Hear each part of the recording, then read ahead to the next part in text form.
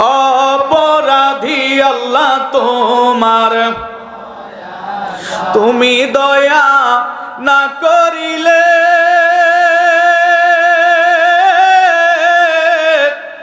আমার হবে কি উপায়। আল্লাহ তুমি দয়া না আমার হবে কি উপায়। আমি পাপী অপরাধী আল্লাহ তোমার, আমরা কামেল পীরের মুরিদ গো হইয়া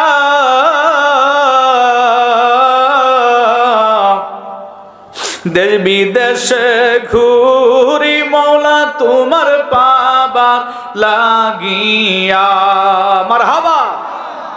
আমরা ওলি আল্লাহর বায়াত হইয়া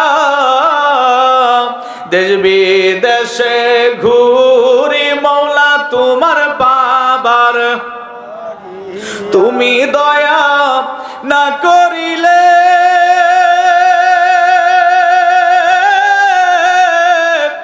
আমার হবে কি উপায়। আল্লাহ তুমি দয়া আমার হবে কি উপায়। আমি পাপী অপরাধী আল্লাহ তোমার। এ বন্ধু মুসলমান, এ দুনিয়া থেকে একদিন আমরা চলে যাব। যেই দিন চলে যাব, যেদিন আমরা মারা যাব রে, ওই ঘরের মধ্যে আর আমাদেরকে রাখবে না। যত বড় বিল্ডিং করলাম, আরসিসি কলম করে আমরা ঘর বানাইলাম, ওই ঘরের মধ্যে আমাদের আর রাখবে না। আমরা যেই দিন মারা যাব রে, তাড়াতাড়ি করে বাড়ির উঠানের মধ্যে লাশটা শোয়া রাখবে। কথা বলেন ঠিক কিনা?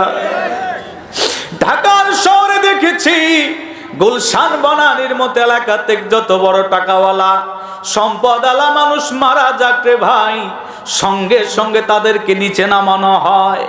এত কষ্ট করে বিল্ডিং বানাইলো, সম্পদ করলো, এত সুন্দর ঘর বানাইলো, ওই ঘরের মধ্যে বিল্ডিং এর মধ্যে আর লাশটাকে রাখে না।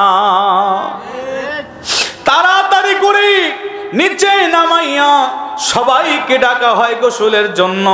বাবা, আমরা যেদিন মারা যাব আমাদের ঘরের মধ্যে আমাদেরকে আর রাখবে না, তাড়াতাড়ি করে বাড়ি উঠানের মধ্যে নিয়ে আসা হবে। এলাকার লোকেরা আসবে, ভাই আসবে, আপনজন আসবে, প্রিয়জন আসবে, তারা আসি আমাদের লাশটাকে দেখবে। কেউ বা বলবে তাড়াতাড়ি তোমরা বাজারে চলে যাও কাফনের কাফন আনার জন্য। কথা বলেন ঠিক কিনা? ভাই বন্ধু আর পুত্র জনা মরলে সঙ্গে কেউ যাবে না, মন তোমারই। কথা বলেন ঠিক কিনা? এ বাবাজি, কেউ বা চলে যাবে বাঁশের ঝাড়ে। এত কষ্ট করে আপনি বিল্ডিং বানাইলেন, আপনি এত সম্পদ করলেন, বাবা শেষ সময়ের সম্বল হবে বাঁশের ঝাড়ের বাঁশ। কথা বলেন ঠিক কিনা? বাবা, বাঁশ কাটার জন্য কেউ বা চলে যাবে, কেউ বা চলে যাবে বাজারে, কেউ বা চলে যাবে বাজারে কাফনের কাফন আনার জন্য। বাবা, কেউ বা চলে যাবে কবরস্থানে কবর কাটার জন্য, গোরস্থানের মধ্যে চলে যাবে। সবাই ব্যস্ততায় পড়ে যাবে, আপনার লাশটা পড়ে থাকবে, আফসোস করতে থাকবে। আব্দুর রহিম, আব্দুল করিম যখন মারা যাবে, কেউ আর নাম ধরে ডাকবে না, বলবে আব্দুর রহিমের লাশ। আজকে যাদের জন্য আপনি ঘর বানাইলেন, বাড়ি বানাইলেন, সম্পদ বানাইলেন, এত কিছু করলেন, ওই বিবিও আর ঘরের মধ্যে রাখবে না, সন্তানেরা সবাই ব্যস্ত হয়ে যাবে। এলাকার ইমাম সাহেব মুক্তাদিরা এসে গোসল করায়া কাফনের কাফনে আপনা আমাকে মুড়াইয়া দিবে। একবারও কি চিন্তা করেছি এ দুনিয়া থেকে চলে যাইতে হবে? কিসের জন্য আসলাম, কি নিয়ে গেলাম? একবার বালিশে মাথা দিয়ে চিন্তা করে দেখলাম না এই মানব জীবন আল্লাহ আমাদেরকে কেন দিল? নিশ্চয়ই আল্লাহ পাকের কোনো খেলা আছে। কথা বলেন না কেন? এ বাবা, আমার আল্লাহ বললেন আমি বিচার দিবসের মালিক, আমি যেদিন বিচারে বসবো কাউকে ছাড় দিব না। বাবা, একদিন আমরা চলে যাব, আমাদের জানাজা নামাজের জন্য মাঠের মধ্যে সবাই দাঁড়িয়ে যাবে। ইমাম সাহেব জানাজা শেষ করবে, কালেমা শরীফ পড়তে পড়তে কবরের কাছে নিয়ে যাওয়া হবে। কবরের কাছে নিয়ে যাওয়ার পরে ইমাম সাহেব বলবে তিনজন ব্যক্তি কবরের মধ্যে নামেন। তিনজন নামবে, কথা বলেন। তিনজন ব্যক্তি নামানোর পরে ওই তিনজন ব্যক্তি যখন আমাদেরকে কবরে রাখবে, ইমাম সাহেব বলবে বিসমিল্লাহি ওয়া বিল্লাহি ওয়া লা মিল্লাতে রাসূলুল্লাহ বলে শেষ বিদায় দিবে। আর দুজন ব্যক্তি উঠে আসবে, ওই লাশটা মনে করবে তিনজন ব্যক্তি মনে হয় আমার সঙ্গে কবরে থাকবে না। তিনজন ব্যক্তি, দুইজন ব্যক্তি উঠে আসবে, একজন ব্যক্তি থাকবে। বাসার সামানা দিয়া দিয়া কবর ঢাকতে থাকবে। মৃত ব্যক্তি চিৎকার করতে থাকবে, তার চিৎকার শোনার মতো কেউ থাকবে না। আর যখন বাঁশের চামড়াগুলো ঢাকা হবে, বাঁশের তালাই দিয়া কবরটাকে ঢাকা হবে, ইমাম সাহেব শিখিয়ে দিবে সকলে আস্তে আস্তে করে মিনহা খলাকনাকুম ওয়া ফিহা নুইদুকুম ওয়া মিনহা নুখরিজুকুম তারাতান উখরা বলে মাটি দেওয়া হবে। বাবা, মনকে মন মাটি আপনার আমার কবরে পড়বে। কবরটা অন্ধকার হয়ে যাবে, অন্ধকার হয়ে যাবে। ওই কবরে কাউকে পাবেন না, আপনার বিবি যাবে না, সন্তান যাবে না, ভাই যাবে না, আপনজন যাবে না, কেউ যাবে না, একাই থাকতে হবে। কথা বলেন ঠিক কিনা? এ বাবা, কবরে যাওয়ার আগে আসুন আমরা আল্লাহ পাকের কোরআনের মধ্যে আল্লাহ কি বলেছেন একটু শুনে যাই। দরকার আছে? আছে? আছেন বাবা। এখন ওয়াজের প্যান্ডেলগুলো, ওয়াজের মজলিসগুলো কমেডিয়াল হয়ে গেছে, কারণ বক্তাও কমেডিয়াল, শ্রোতাও কমেডিয়াল। আমাদের এখানে ওয়াজের মজলিসগুলো হয়ে গেছে কমেডিয়াল। কেন? বক্তা অনেক টাকা হাতিয়ে নিয়ে আসার পরে 40 মিনিট ওয়াজে 30 মিনিট করে কৌতুক। কথা কন না কেন বাবা? হেদায়েত মানুষ পাবে কি? কারণ বক্তাদের আমল নাই, বক্তারা শুধু টাকাকেই চিনল। বাবা, হেদায়েতের কথা নাই, তরিকতের কথা নাই, তাসাউফের কথা নাই, আমলের কথা নাই। এই মসজিদগুলো নষ্ট হয়ে গেছে বাবা। কোরআনের মসজিদগুলো কমেডিয়াল হওয়ার কারণে এত ওয়াজ নসিহত হয়, ফজরের নামাজের সময় মুক্তাদি পাওয়া যায় না। হুজুর কি ঠিক বলছি তো? বাবা, আমাদেরকে চলে যাইতে হবে, কমেডিয়াল হলে চলবে না। এখন কি হয়েছে জানেন? বক্তা নিয়ে আসছে 1.5 লাখ টাকা দিয়ে, বুঝতে পারছেন? এখন মানুষ সমাজে বলে এই অমুক জায়গা মাহফিল, ওয়াজ মাহফিল, সভা, এই বক্তা কত বলে 1.5 লাখ, কয় তাইলেও আর শোনা যায়। কথা বলেন না কেন? এরকম পরিস্থিতি এখন আমাদের ওয়াজের মজলিসগুলো হয়ে গেছে। আর রাজনীতির কথা বাবা, আলেমদের কেন এত গণতন্ত্রের কথা বলা লাগবে? যারা করতেছে করুক, আমরা কোরআন হাদিসের কথাগুলো বলি। হেদায়েতের মালিক কে? বাবা, এখন তো নির্বাচনের সামনে বলবেন হুজুর সবাই তো রাজনীতির কথা বলে, আপনি কেন এরকম কথা বলেন? না বাবা, আমি কোনো রাজনীতি করি না, আজ পর্যন্ত কোনো ভোটও দিতে যাইনি। কথা কি বুঝতে পারছেন? শুধু আমলিয়াতের নিয়তে কথা বলি। ভোটার হয়েছি নতুন নতুন, তো ভোট দিতে এখনো যাইনি, কারণ সুযোগই পাইনি। 17 বছর ওই পরিস্থিতি খারাপ দেখি সুযোগই পাইনি ভোট দেওয়ার। বুঝছেন নি ভাইরা আমার? শুনে রাখেন, পৃথিবী থেকে চলে যাইতে হবে। আল্লাহ বললেন আমি বিচার দিবসের মালিক। আল্লাহ বিচার দিবসের মালিক, আল্লাহ বিচার করবেন। এই যে দুনিয়া থেকে এত খারাপ কাজ আমরা করতেছি, হাতের দ্বারা, পায়ের দ্বারা, অঙ্গ প্রত্যঙ্গের দ্বারা খারাপ করতে করতে এমন পর্যায়ে চলে আসছে আমরা যে আমাদের পিঠ দেওয়ালে ঠেকে গেছে। সব সময় আমরা খারাপ কাজ করতেছি। তো আল্লাহ বললেন বান্দারে, তুমি তো আমার বান্দা, আমি এত কষ্ট করে তোকে বানাইলাম। আমি আল্লাহ প্রচারের জন্য প্রত্যেক বান্দাকে আল্লাহ পাক ভালোবেসে নিজ হাত দিয়া এই সূরাতকে বানিয়েছেন। আল্লাহু আকবার বলে। আল্লাহ ভালোবেসে মানুষকে বানিয়েছে। আল্লাহ পাক বললেন লা তাকনা তুমি রহমাতিল্লাহ, বান্দারে আমার রহমত থেকে তোমরা নৈরাশ হয়ো না, আমি তোমাদের জন্য আমার রহমতের দরজা খুলে রেখেছি। সুবহানাল্লাহ। মানুষ, মুসলমান শুনে নাও, আমার আল্লাহ বললেন ওয়ালাউ আন্নাহুম ইজ্জালামু আনফুসুহুম, বান্দারে তোমাদের নিজের নফসের উপরে জুলুম করতে করতে তোমরা অন্যায় করে ফেলেছো।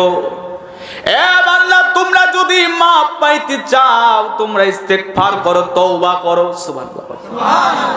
আমি আল্লাহ তোমাদেরকে মাফ করে দিব। আমি আল্লাহ তো তোমাদেরকে প্রতিশ্রুতি দিয়েছি বান্দারে, তোমাদেরকে মাফ করে দিব। বান্দা, তোমরা ফিরে আসো, আমি আল্লাহর দিকে তোমরা ঘুরো। তওবা শব্দের অর্থ ফিরে আসা। কার দিকে? আল্লাহর দিকে। আল্লাহর কাছে বলতে হবে, আল্লাহ আমি আপনার বান্দা, দুনিয়াতে গুনাহ করে ফেলেছি, অন্যায় করেছি গো আল্লাহ, আমি আর অন্যায় করব না, পাপ করব না, আপনি আমাকে মাফ করেন। আস্তাগফিরুল্লাহ রাব্বি মিন কুল্লি যামবি ওয়া আতুবু ইলাইহি। কেউ বান্দা যদি জীবনের গুনার খাতা মনে করে স্মরণ করে রে, আমার আল্লাহ ওই বান্দাকে মাফ করে দেয়। কোন বান্দা যদি তওবা করে, আমার আল্লাহ বলেছেন, বন্ধুরে শোনো শোনো, আমার হাবিব শুনে না, তাদেরকে জানায় দাও যারা তওবা করবে আমি আল্লাহ তাদেরকে মাফ করে দিব। আর তওবাকারীকে আমি আল্লাহ এত পছন্দ করি, তওবাকারী শুধু আমার বান্দা না, সে বান্দা থেকে আমি আল্লাহর বন্ধু হয়ে যাই। আল্লাহর পয়গম্বর নূহ আলাইহিস সালামের ঘটনা আপনাদেরকে একটু শোনাই।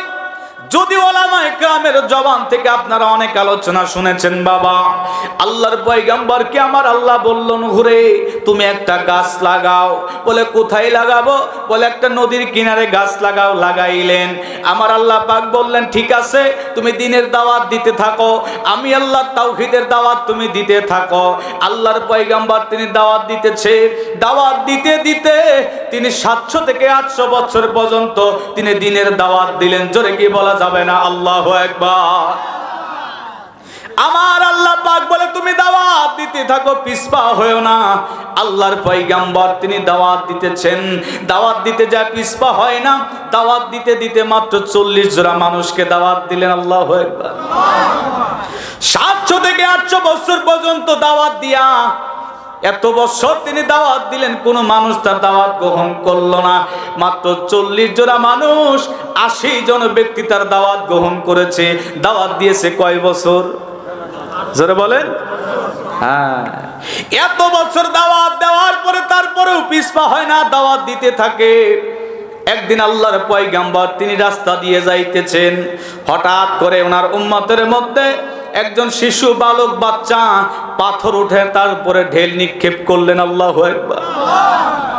আল্লাহর পয়গম্বর তিনি মনের মধ্যে একটু বেজার হয়ে গেল, আল্লাহর দরবারে বলে, আল্লাহ এত বছর পরে আমি পয়গম্বর দাওয়াত দিলাম, আর এই শিশু বাচ্চা আমাকে পাথর নিক্ষেপ করলো।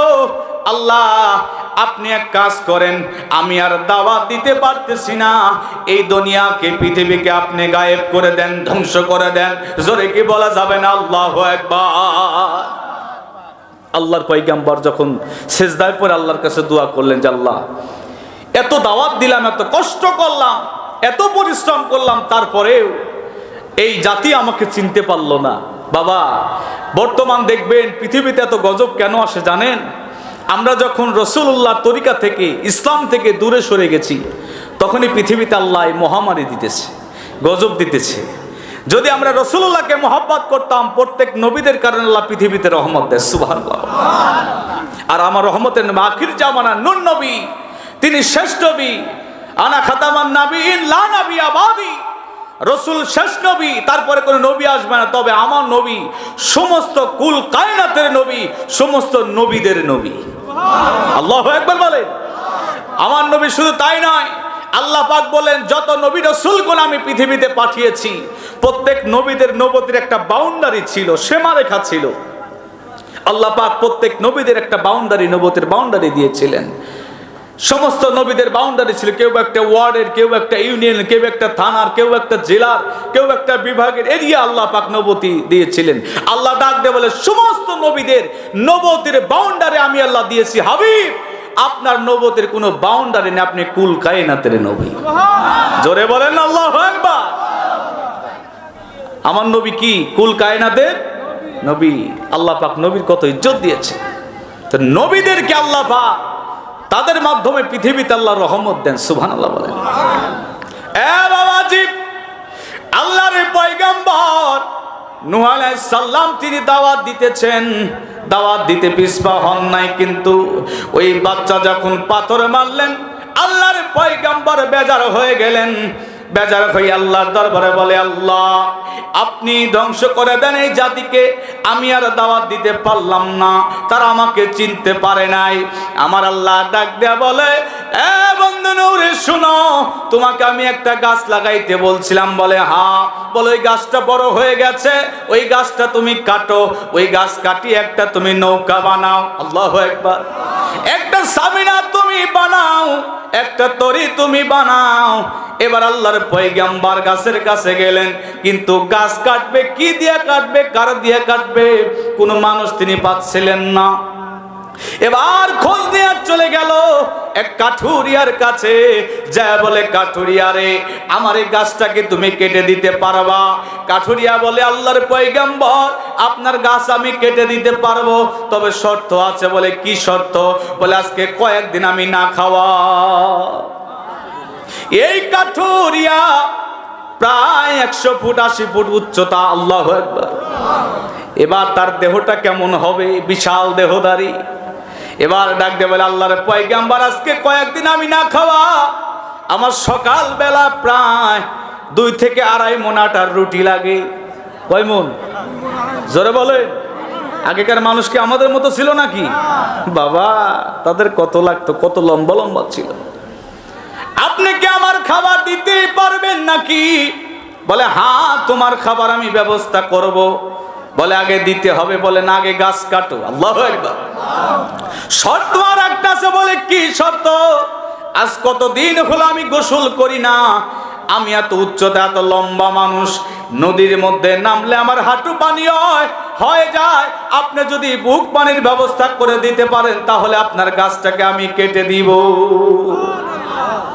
এবার আল্লাহর পয়গম্বর বলল, ঠিক আছে। আমার আল্লাহ জানায়া দিলেন, যাও তাকে প্রতিশ্রুতি দাও, আমি আল্লাহ খাবারের চিন্তা করা লাগবে না, তার জন্য খাবার পাঠাবো। সুবহানাল্লাহ বলেন। এ বন্ধু মুসলমান, নবীরা যদি আল্লাহর কাছে চাইতো, জান্নাত থেকে খাবার আসতো। সমস্ত বনি ইসরাইলের নবীরা আল্লাহর কাছ থেকে জান্নাত থেকে খাবার নিয়ে আসতো। বলুন তো দেখি, সমস্ত নবীদের চাইতে আখিরি নবীর পাওয়ার কম না বেশি? জোরে বলেন। তাহলে উম্মতের পাওয়ার কম না বেশি? আমরা জান্নাত থেকে খাবার এনে খাইতে পারি না কেন? কারণ হলো আমাদের জবান আর হাত ঠিক না। আরে অন্য নবীর চাইতে বনি ইসরাইলের যত নবী আছে, সমস্ত নবীর চাইতে আখিরি জামানার নূর নবীর পাওয়ার বেশি, ক্ষমতা বেশি। সুবহানাল্লাহ বলে। সমস্ত নবীদের নবুয়ত খতম হয়ে গেছে। আমার রাসূল পাক সাল্লাল্লাহু আলাইহি ওয়াসাল্লাম তিনি নবী, ময়দানে হাশরে তিনি নবী হয়ে দাঁড়াবে। আল্লাহু আকবার বলে। এ বাবা, আল্লাহর পয়গম্বর নূহ আলাইহিস সালাম বললেন, ঠিক আছে তুমি গাছ কাটো। গাছ কাটা শেষ করলেন। এবার আল্লাহর পয়গম্বর তিনি সিজদায় পড়ে গেলেন। নবীরা যখন একটু বিপদের সম্মুখীন হতো, তখন সিজদায় পড়ে যাইতো। এটা হলো একটা হাকিকি আমল। আল্লাহু আকবার। কঠিন মামলায় পড়ে গেছেন,